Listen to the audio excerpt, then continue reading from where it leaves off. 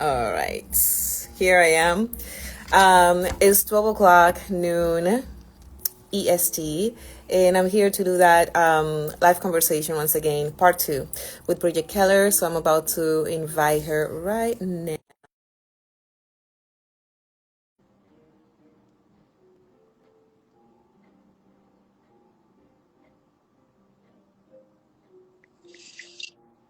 There we are. Can you see my whole face? Maybe not. Can you see it now? Yeah, come down a little, just a little. All right. Oh, Danilo, Danny is there. Sharon, yes. Okay, a few people joining in. Um, yeah, so we might as well just get started. This is part two of our three-part series conversations about music performance anxiety. And I'd like to remind everybody that we did have a conversation a few weeks ago that treated the subject of emotional time traveling, which they can come back and watch either in our Instagram or the YouTube. But you tell us, what are we doing today, Bridget? We are going to talk about the experience of being or not being, and the consequences of not being a reliable reporter about your own experience. And I'm just going to acknowledge that I'm nervous.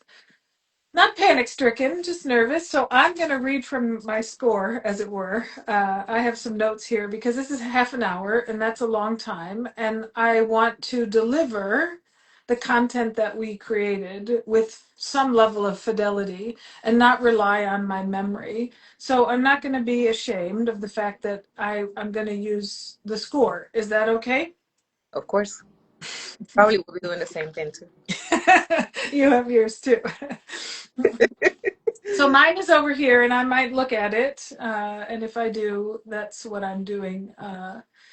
And what I just did there is part of what we're doing in this whole course, which is being vulnerable and saying, I'm not going to be perfect. You know, of course I know this content, right? Yeah, It's the nature of the work that I do, and we've done a whole course on it, and we've done the course several times, and this stuff is in my system. But being recorded, looking at myself, having to watch you, like that pulls me out of that place of comfort. yeah, So I'm going to rely on a prop. yeah. And I appreciate that you're saying that because in many situations, I've been, I teach Berkeley online as well. And I do have students that constantly have to, actually every week, they have to submit a video, and they do great through the week. And all of a sudden there comes a time where they have to sit down, record themselves so that they can upload the homework so that I can grade it. And it's many times when I have heard, oh, you know, this work is not the best it can be. This is the 100th time I'm recording this for you. I'm sorry for this one note that failed. I'm sorry for these two notes. I'm sorry that it's not as good as I would want it to be. And then, but actually, I see their work and is, for the most part, is great. But they have repeated and repeated and repeated and repeated and repeated the same recording so many times. So, yeah, I'm glad that you're saying this because this is actually just a natural tendency that we all have. Natural tendency for perfection, which I'm sure we're going to touch upon. Perfection. And we talk about, we have several things, modules in the course about what your body is doing with all of this. And of course, for musicians, that may not be such a stretch as it is for some of my other clients because your body is your instrument no matter what you do.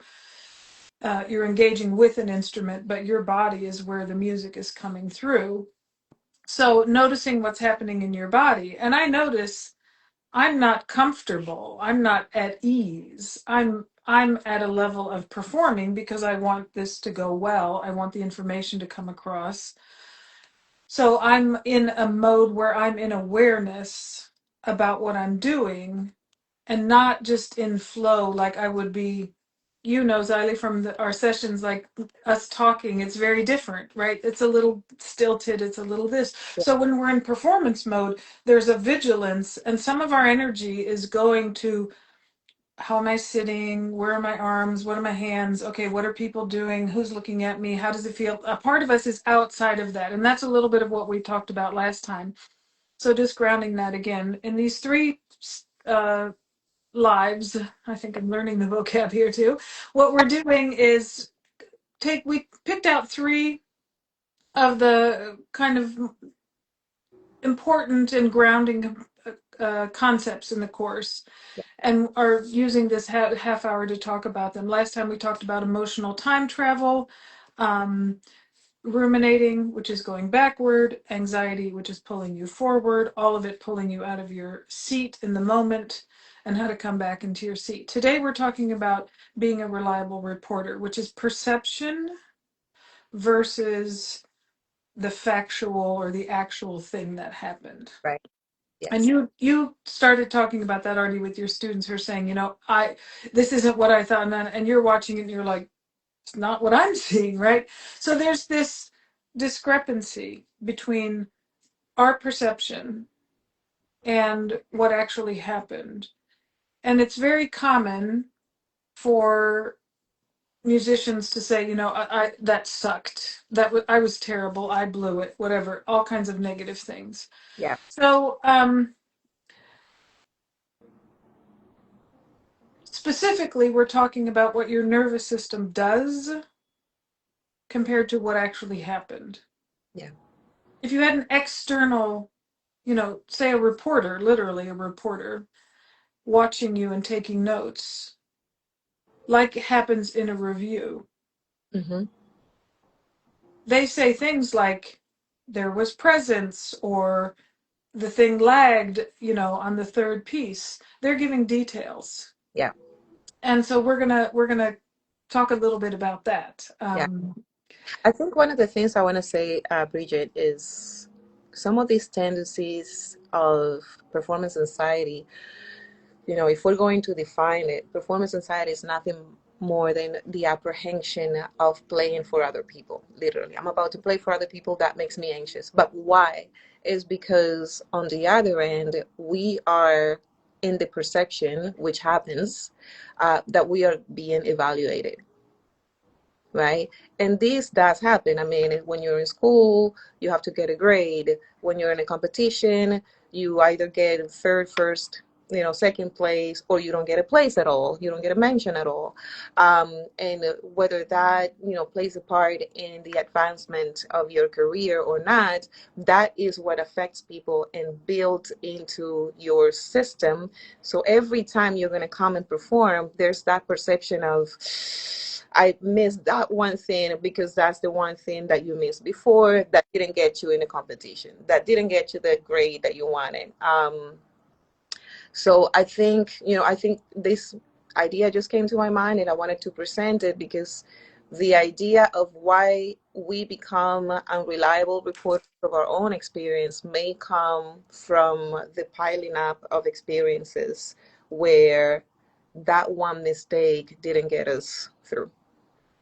So what you're cumulatively naming there is that the threat level increases. Yeah. So it's already there in the beginning, which is there's a high stakes here if I fail, Yeah. right? And we've already there created a black and white paradigm, success, failure versus how I'm doing. So your system is coding this as a high, there's a lot of risk going on here, and the loss may seem, let me think of the word I'm looking for. The loss may seem like one I just wouldn't be able to come back from, or one I don't want to tolerate, or, this will be the end of everything.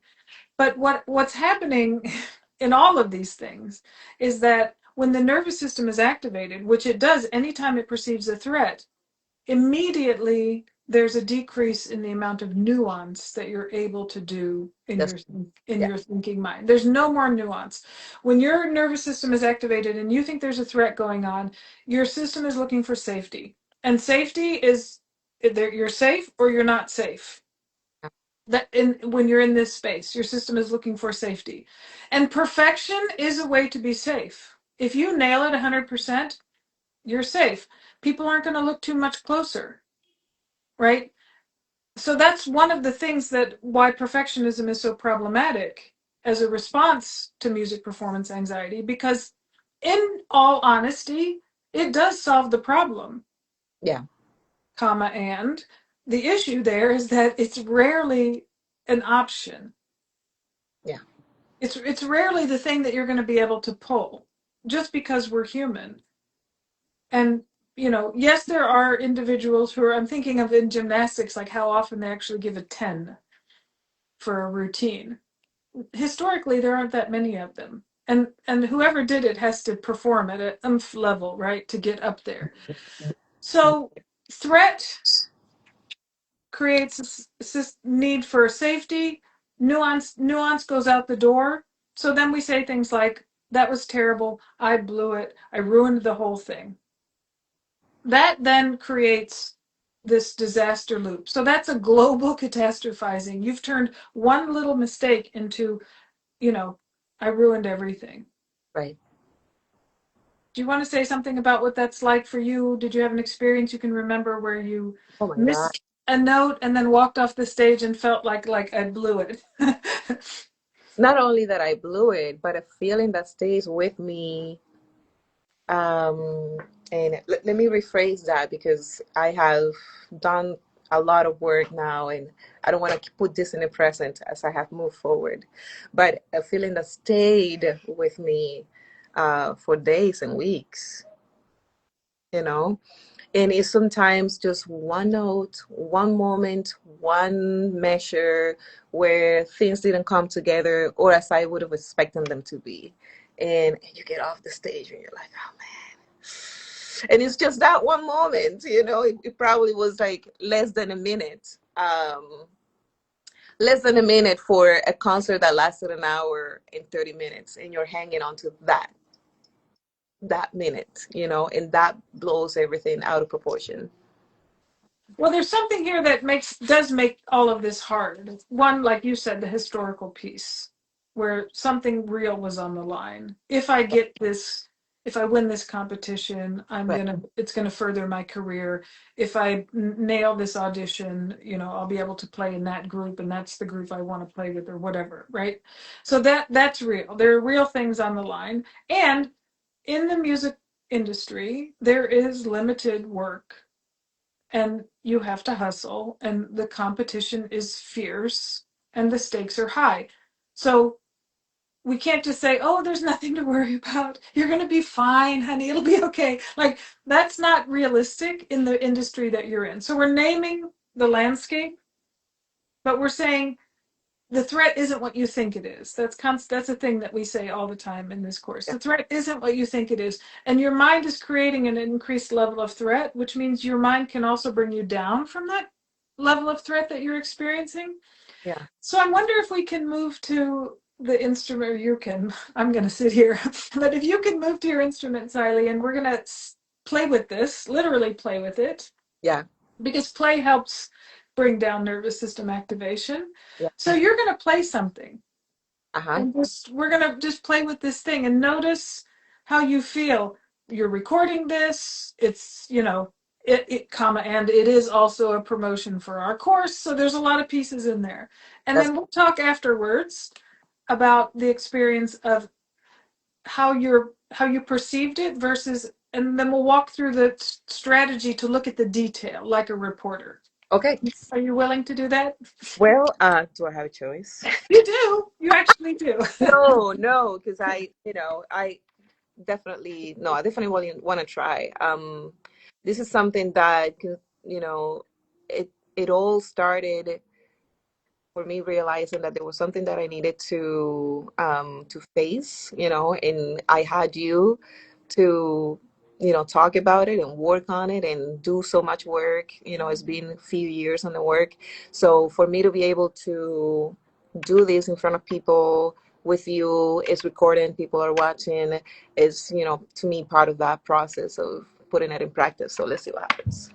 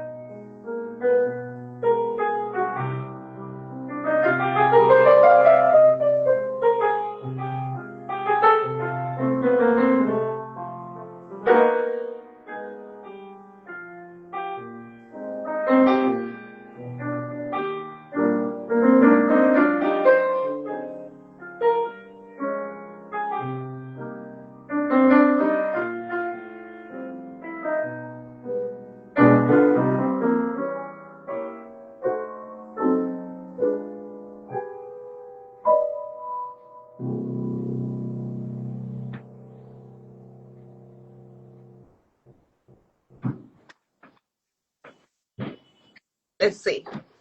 Okay, so how do you think you did? Given that we are, that I've been doing the work now, there is definitely, I received text and I don't know how to turn off the text in here, so I'm sorry when my phone vibrates. There's definitely a reminder of staying present, stay present, stay present, stay present.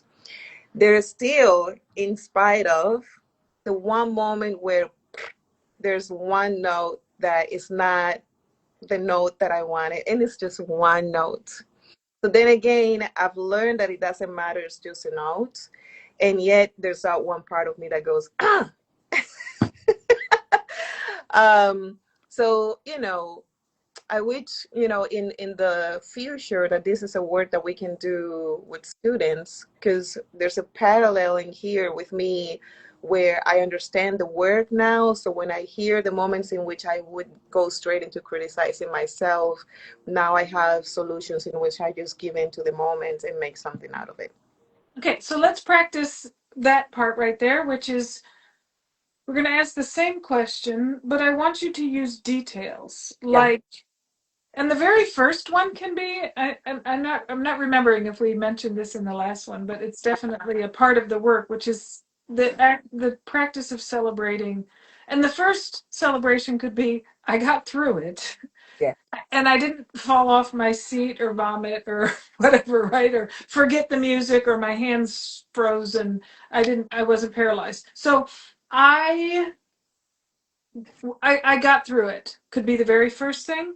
yes, And then I'd like to hear, if you'd be willing, a little bit more detailed thing about what happened. So the first thing you pointed out was there was a note, right? And that's the thing that sticks out.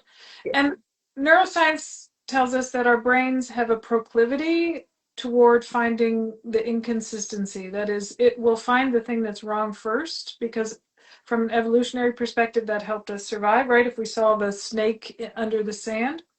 yeah, So our brains are programmed to do that. So it is a practice we have to do to not only focus on the error, as it were. yeah. So now I'd like we've heard about the one note you didn't like. Okay, fine. Now tell me about the rest of it. I enjoyed that. I didn't hear the note because I'm not a musician, but go ahead and tell me about the rest of it from your perspective. What Yeah. worked? What do you wish you'd want done differently? So, to your point of celebration, we've been here before, and you probably do remember that the whole idea of celebrating has been a work in progress. It took you years, literally, to be comfortable with that. Yeah, to just say, I did it, I did. So let me just stay right there for a moment and say, right now, I did it.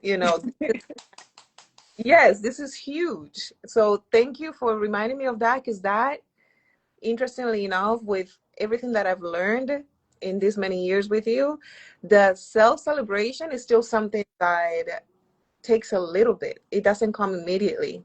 So right now, I'm going to celebrate that I'm doing this with you. That probably I would have said in the past, hey, Bridget, can we just take the playing out of the entire conversation? And that I'm, being courageous enough to be open to the idea. So I'm gonna celebrate that because it takes courage, and yeah, I'm here and I'm doing it. So yay. And I remember a time this is in the course in the practice techniques section where Hmm. you say do a practice as if it's a performance, and you asked me Yeah, to get together a couple of people, and I did.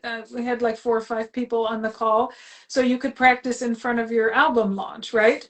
yeah, And I remember at the end, spontaneously, and it was so delightful, Silent, you went, I did it, right? Like this wonderful, almost like a kid, like, and that was this spontaneous, and that was such a wonderful experience to witness in you because it was so hard for you to acknowledge the positive right. parts, right? Yeah, yeah. Okay, sorry to interrupt you, but go ahead. I'm also gonna celebrate that, so the first thing is I go there and I go, what do I play? There's so much, you know. So I go into this tune. It's an original tune. So I said to myself, let me just still follow that chord progression, but not go straight into how I would play the tune normally. So I'll celebrate that I allowed myself a little bit of creativity over something that is familiar. And then when that note came, I went into the familiar. Oh, interesting. So, you know, it was one of those like, oof, I was like, oof, do I keep being creative here? Or would I just go into what I already know, which still stays creative, but is something that I've already done before. I know what to do. I know how to get myself around. So So that's interesting because that moment creates a choice. yeah, I now, and you just named that divide, safety, lack of safety, yeah, which is I was okay out on the tight wire, the high wire without a net, but as soon as I wobbled, I made the net come back, right? I wanted to create safety for myself. yeah, Um, we we talked about this, which is when you come out of a performance and say I blew it. What you did is you just, you you sealed that whole thing in an envelope and yeah, wrote disaster on the front of the envelope. right, And it stays in that energy of a disaster. yeah, Versus what you just did is say, this is what was going on. I started this way and then I shifted, and then maybe you have some more details. Again, like what a reporter sitting in the audience might hear. It was warm. I felt uncertain. So, a different way of saying what you said is I felt uncertain at that point when I missed the note and I had a choice to make. hmm, And I yeah, didn't feel confident enough to make the choice to continue in the creativity. So, I resorted to something that I'm familiar with. yeah, That's a very different thing for your system to ingest and digest hmm, than, you know, when I got afraid, I just, I collapsed. yeah, That's writing disaster on the envelope, sealing it, and then, saying yeah, that's the end of that, yeah. right? Yeah, and let me make a point about that, since some of the people watching would either be jazz players, which I believe in the creative jazz world, these choices are always going to be available to us. The one thing that I've learned about working with one of my mentors, Stephanie Tiernan, um, is that every single classical tune that we play doesn't always have to sound the same. Yeah.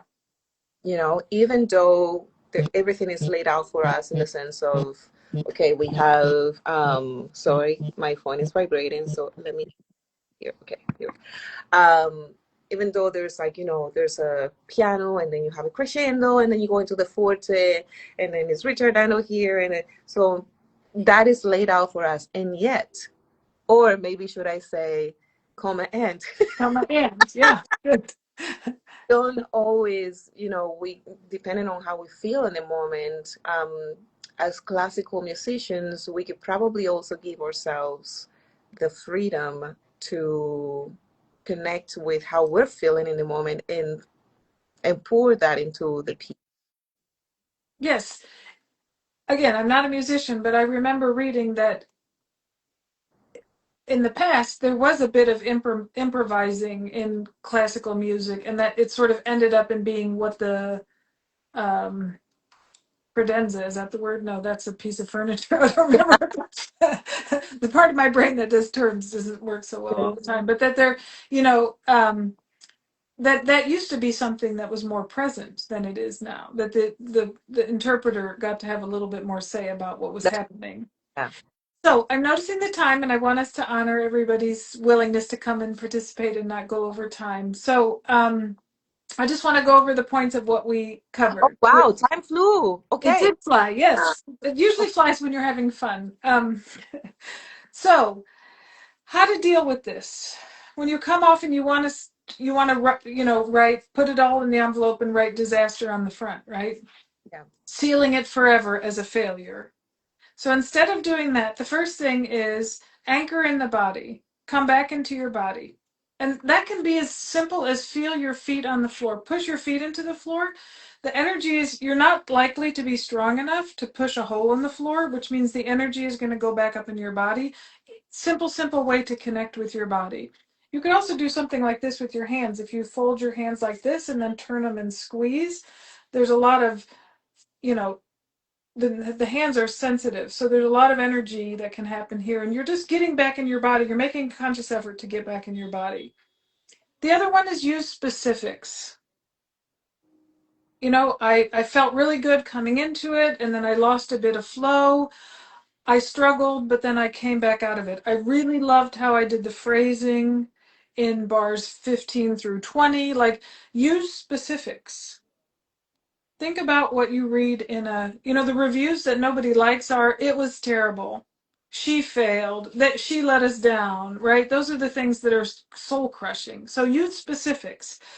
That can also be something you keep track of for your practice journal to then know what you want to work on. I Yeah. loved how I did this. Okay, how do I build more of that into the second section of the song or whatever the Yeah. stuff is? Don't evaluate immediately after performing. Wait a minute, because in the moment you're still sort of in the frenzy of it, right? And there's a lot of energy. Let yourself come down to earth afterwards before you do any review for yourself, because your system is still charged. Yeah. So reliable reporting is one of the core muscles that we build in this course because it changes everything: confidence, learning, and your relationship to yourself. Do you want to add anything at the end? Yeah. Let me just mention, since we're about to, close, it's incredible. I thought it was like 12:15. Realize. But these are things that we talk about in the course. For everybody interested, this is a 5-day online course. You do it at your own pace within the 5 days. That's something I want to keep clear, because on the 6th day, it's important that you complete the 5 days, because in the 6th day, we come live and we have a Zoom session with whoever is attending the course at the time. And to the point that we're talking about today, we definitely talk about being a reliable reporter of your own experience through practice techniques, which we definitely talk about. And we learn about the difference between a learning brain versus an anxious brain. But also we remind everybody, remember, you can always record yourself when you're practicing and listen back and realize it didn't feel, what you're hearing is completely different to what you felt during the performance. And you get to trust yourself more, which I think is important, to build self-trust. And you can also create a circle, like I did with you, of people that you feel safe. I like to say this: people that you feel safe messing up in front of. Yeah. And you said that was a very significant experience for you. Like, it really helped you get ready for the Yeah. performance, which was a big deal. It was your album launch. So next time, our third and final one of these, this is to give you a taste of us. So you see who we are, how we work, what's in the course. Because of course you can't see what it is before you open up the package. So we're trying to create a little window into the package so you can see what's in it. We're going And to talk about the kind of the tagline or motto for the course, which is be present. not, Zahili? not be present, not perfect. Be Be present, not perfect. And we'll have one more 30-minute live on that. And Yes. what's the date for that one? I don't remember the date, as usual, Okay. but and if you have just 2 more minutes, Bridget, here is one of my students. I think I mentioned it to you, and he actually is present. And he did. Okay. I also want to acknowledge Kim, which is there. She said, "I've known and celebrated Zahili for decades, and she comes across so confident gifted that I never realized this was a struggle in performance. We'll talk about that. But here's Igor, who said, Miss Keller, I don't have performance anxiety. In fact, I feel more confident and inspired by the audience. However, I do have recording anxiety. Can you elaborate on it? So if you have just at least 2 minutes to, for Igor, that'd be great. And thank you, Igor, for mentioning that, because we did forget to say that at the beginning. I think we said it on the last one, but performance anxiety doesn't have to just be for performance. It can be for recording. It can be for, some people have it, when it could be that sensation of starting to practice a new song. It can be in an audition.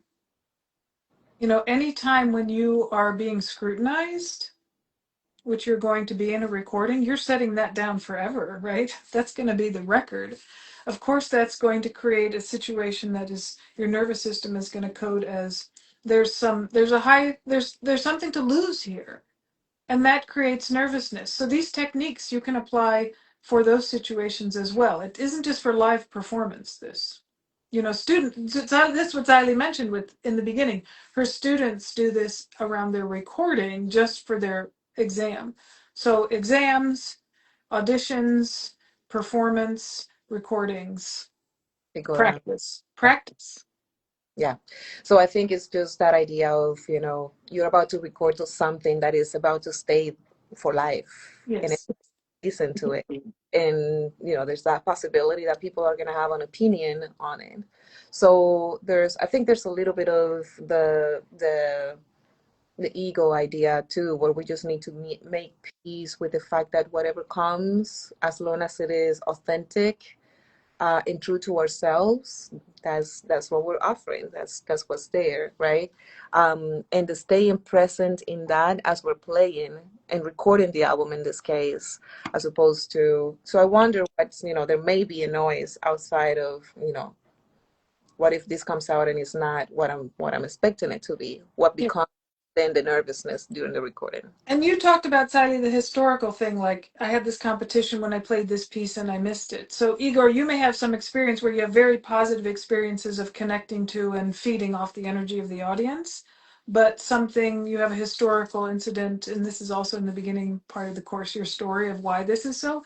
There may be some historical event that caused you to be more uncertain in recording situations than you are in performance. There is no audience. Some people are more in tune with the audience. You just know Yeah, that as an audience member, I know that it's like some people are playing for themselves and they're so in it and they could care less if I'm sitting there listening or not. yeah, And I can enjoy that. But there's the other ones who are very open-hearted to the audience and they're offering something to them. So there may be something that when you don't have that energy to respond to, yeah. understanding that and finding some way to compensate for that in the recording space, maybe something you could work on in your own, just being reflective on that. Yeah, exactly. Thank you so much, Bridget, for taking that to be with Igor. And yes, we are going to have a part 3 conversation. Remember, these 3 conversations are for just to give you some insight on our 5-day online course, which is going to be running starting on January 12th. So yeah, we'll be back. Thank you, Bridget. How do they sign up, Tiley, if they want to join the course? Thank you. So to sign up, you just have to go to my website, which is my first name, Zahili, my last name, Zamora, Zamora.com, ZahiliZamora.com. And there is one clause in there where you can just click in it and join the MPA workshop. And right now we're having a 75% discount for everybody who wants to join in, which is a gift. It's holiday season. So, yeah, I hope everybody, takes care of that opportunity. And yeah, more to talk about on our next conversation. Okay. And also, we wanted to say that for our next conversation, we're welcoming questions. So if you want to DM questions to us so that we can answer them to you, please feel free. You can DM those questions to me, to Bridget, or to our profile MPA workshops, and we'll be there for you. Okay. All right. Talk to you soon. Bye-bye.